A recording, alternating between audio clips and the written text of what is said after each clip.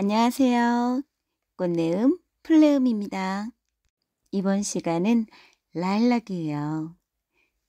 라일락을 좋아하시나요? 저는 개인적으로 라일락을 좋아해요. 어렸을 적 우리 집에 커다란 라일락 나무가 있었거든요. 해마다 봄이 되면 그 향기가 온 동네방네 바람에 실려서 사람들을 매료시키거든요. 마치 마법의 향수 같은 거? 기억이란 말이죠. 추억이란 냄새, 향기에 의해서 각인된 그 기억이 굉장히 오래가요. 라일락과 혼동할 수 있는 우리나라의 식물이 있어요. 수수꽃다리. 수수꽃다리는 라일락과 매우 흡사해요.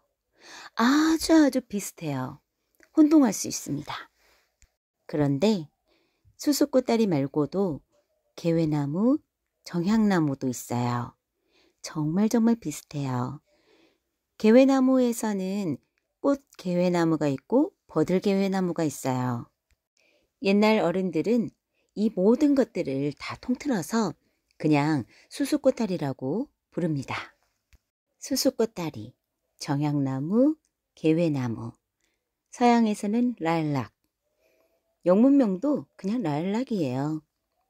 이들 모두 물풀의 나무과에 속하고 수수꽃다리 속에 속하는 식물입니다. 그래서 다들 라일락이라고 그냥 부르고 있어요.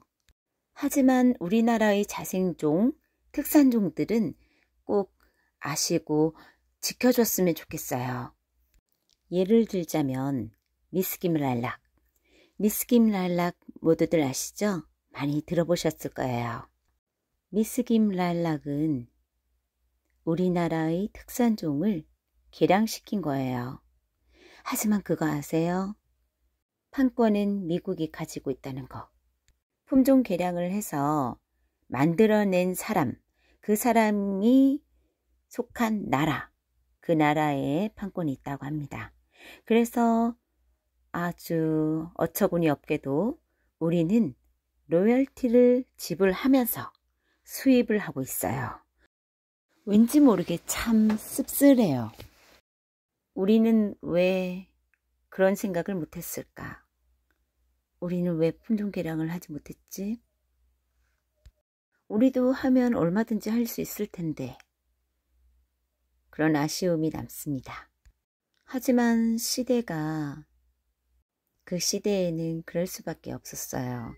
나라에 힘이 없었으니까 너무 정신없었고요. 아픔도 많았습니다. 이 잎사귀를 한번 보시겠어요? 잎사귀를 보시면은 굉장히 귀엽죠? 가로, 세로 비슷해요.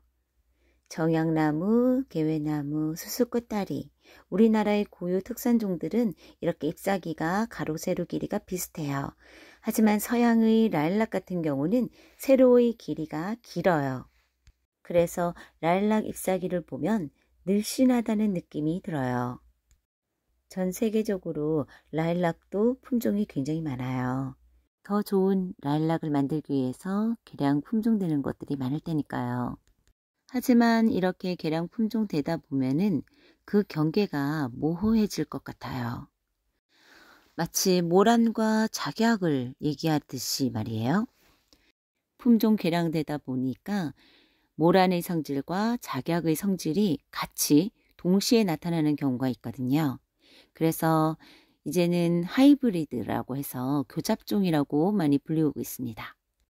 다시 본론으로 넘어가서 라일락의 꽃말은 연정이에요. 연정. 연정이라는 것 느껴보셨나요?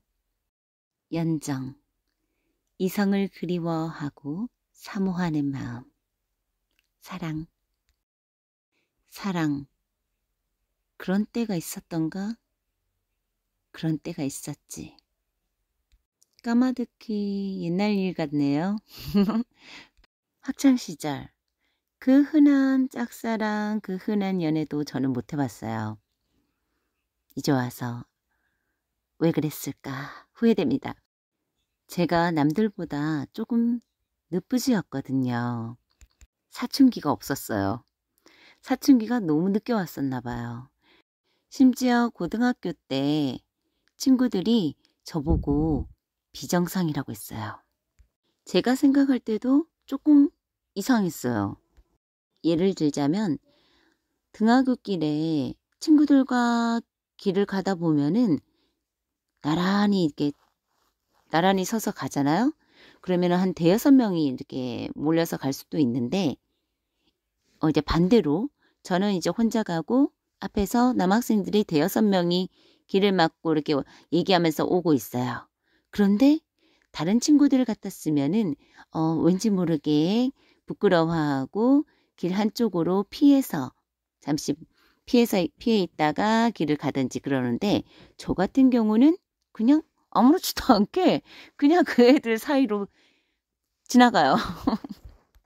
그 당시 친구들은 그것을 목격하고 저를 굉장히 이상하게 생각했어요. 너 좀 뭔가 이상하다. 너 좀 뭐가 문제 있는 것 같아. 너 좀 이상하니까 상담 한번 받아봐. 내가 이상한 건가? 나 뭐지? 나 비정상인가? 왜 나는 안 그래? 다른 애들하고 왜 다르지? 그렇게 해서 학교 상담과에 신청을 했죠. 상담 결과 저는 지극히 정상이었습니다. 선생님이 아무 걱정하지 말라 하더라고요. 누구나 개인차는 있다. 나는 단지 다른 사람들보다 속도가 늦을 뿐이다. 그 당시 고등학교 2학년이었습니다. 그런데 그때 오히려 반대로 저를 짝사랑하던 남자아이가 있었어요. 믿거나 말거나 사실입니다. 제 남편은요, 이것을 못 믿어해요. 그런데 증인이 있거든요. 제 동생들요. 제 동생들에게 진짜냐고 하니까 동생들이 진짜다고 하니까 그제서야 믿더라고요. 그 당시 그 남자아이는 저에게 별을 접어서 종이학을 접어서 유리병 가득 채워서 저에게 줬었어요. 별 따로, 종이학 따로 2번에 걸쳐서. 종이학 같은 경우는 그냥 평범한 유리병이어서 그렇게 인상적으로 기억이 남지는 않고요. 별접기, 그 입체 별은 그 병이 제가 들고 오기 조금 힘들었어요. 와인잔 모양이었거든요. 아주 큰 와인잔, 어마어마하게 컸어요. 그거 들고 오는 자체도 정말 조금 무서웠어요. 깨질까봐. 어쨌든 그 녀석의 정성이 갸륵했어요. 그거 접느라고 얼마나 시간 많이 걸렸을까. 정성도 들어갔잖아요. 그런데 그 마음도 몰라주고 정말 왜 이렇게 눈치가 없었을까. 정말 나중에서야 뒤늦게야 그걸 깨달았어요. 한참 후에요. 그 아이는 상당히 얌전한 아이였어요. 말수가 적고.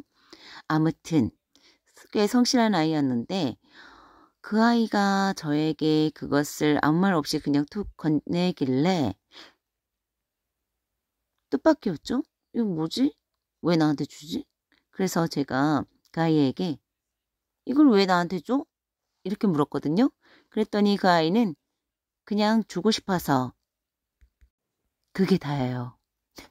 앞뒤 말도 없어. 그 아이도 좀 그렇죠?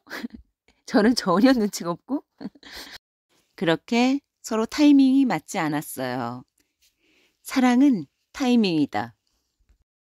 학교에서 축제가 열리던 날, 각 이웃 학교에서도 오고 많은 일반인들이 찾아오기도 해요. 구경하러. 저 역시 다른 학교에 구경도 갔었고요.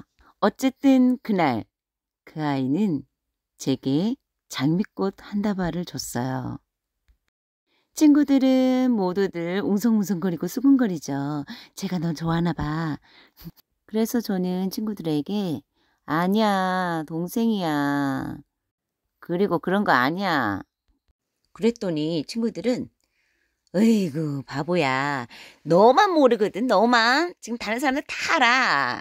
아니래도 쟤 외동이라서 외로워서 그래. 형제도 없어서. 어휴, 답답하죠. 정말 답답합니다. 제가 제 자신을 봐도 참 답답해요. 정말 왜 그렇게 눈치가 없었을까?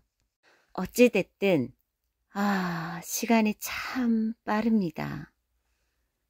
많이 흘렀어요.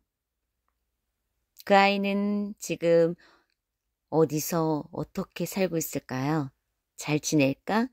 잘 지내겠지? 미안하다.